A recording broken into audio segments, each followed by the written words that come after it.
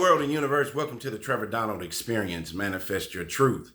And if you're new to the channel, please hit that like and subscribe button. And for all my continued followers, I want to say thank you.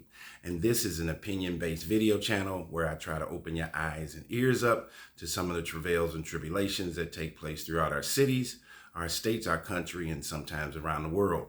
Well, this story I got for you is coming straight out of Houston, Texas, where this 41-year-old Vietnamese young lady just got on probably the worst list you could ever want to be on, the FBI most wanted list.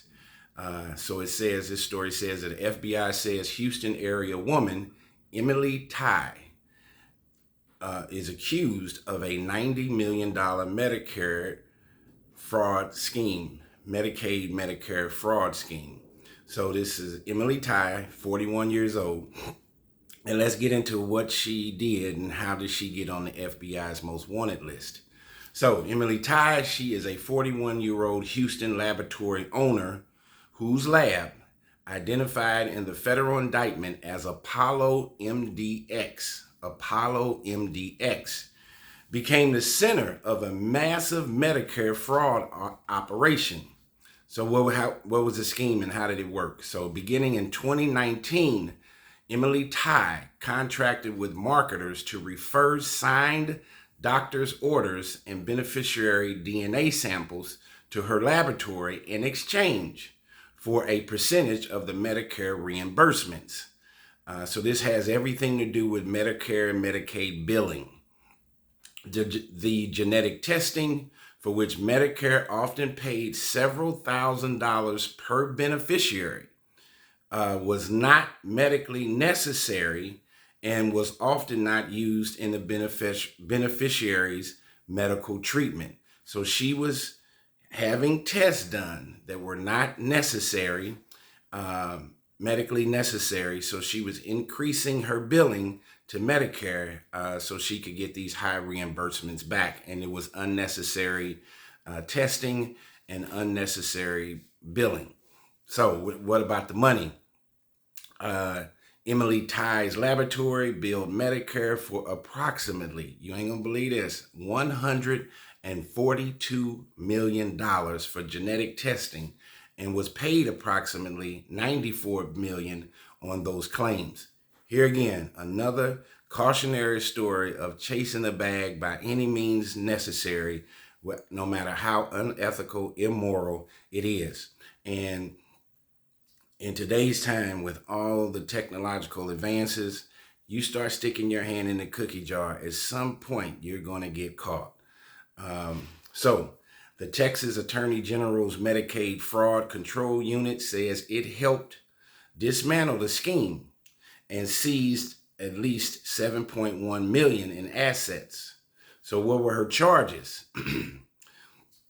Federal officials charged Emylee on July 11th of 2022 with conspiracy to commit healthcare fraud, conspiracy to defraud the United States, and payment of kickbacks connected to a federal healthcare program. A later charge added was destruction and alteration of records. So all of these are federal charges. And you look at the amount of money that Medicare paid out, $142 million, and the number of federal charges that she's looking at. This woman is probably looking at 50 years in prison. So she got arrested, but the story does not end there. Trust me, when you are a mastermind and you can figure out a way how to trick the government out of almost $150 million, she was not done being slick and cautionary. So she got arrested. They put on her monitor. She had all these restrictions. And guess what? She fled the United States. After her arrest, Ms. was granted bail with several conditions, including wearing a location monitoring device. And on December 8th, 2022, her location monitor was removed. With her last known location being Harry Reid International Airport in Las Vegas, Nevada. She was released on bond. She cut her ankle monitor off and fled to Vietnam via a private charter plane using a fake passport. So she got out of the U.S. She slicked the government out of almost $150 million. And then she slicked and tricked the United States court system and government by getting placed on a monitor, getting supervised released. And guess what? She had a fake passport, got a private plane because she had all this money, and got the hell out of the United States. So where is she now? The FBI says Emylee Tai is likely in Vietnam. She is listed on the FBI's official wanted page under aliases including Kelsey Tan, Thu An Tai, and Kimberly Lee Tai. So what is the reward? The FBI is offering a reward of up to $150,000 for information leading to Emylee Tai's arrest. So there's a certain level of embarrassment on the behalf of the FBI and the court system by giving her this supervised release after her arrest. And not, like I said, not only did she trick the U.S. government and Medicare and Medicaid out of nearly $150 million, she also tricked the government by giving her supervised release. She had a fake passport and some different aliases names, and guess what? Took off to Vietnam. So what is the bigger picture out of this?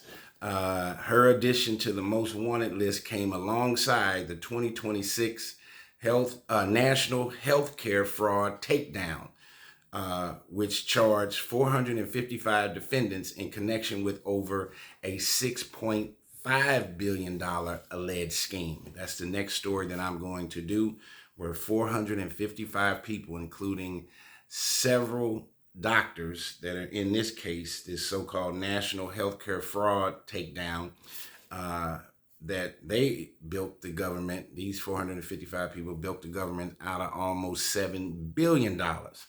People are chasing the bag. I did not realize until I started doing this channel on how much theft, conspiracy, masterminding, whether it's the PPP loans from the pandemic, fraud situations, Medicare and Medicaid fraud with doctors and healthcare professionals. That's been going on for a very long time, but it has reached an all-time high in this pinnacle, in this crazy gerbil world that we live in, by trying to chase the bag by any means necessary, and giving up all our moral and ethical standards to chase that dollar. What is going on in the world today? And so this young lady, 41 years old, Emylee Tai, ended up on the worst list that you could ever end up on, the FBI's most wanted list. And we are all folks this being, to a certain degree, a gerbil on this Ferris wheel, just running in motion. Some people are getting tired of it and trying to chase that bag by any means necessary, even willing to go to federal prison. A lot of these cases, they look like they're a state case and they end up being a federal case. Tell me what you think. She built and milked the United States government out of almost $150 million, was almost able to retain about $90 million in reimbursements, Medicare reimbursements, and now she is on the run. Tell me what you think. This has been the Trevor Donald Experience. Manifest your truth.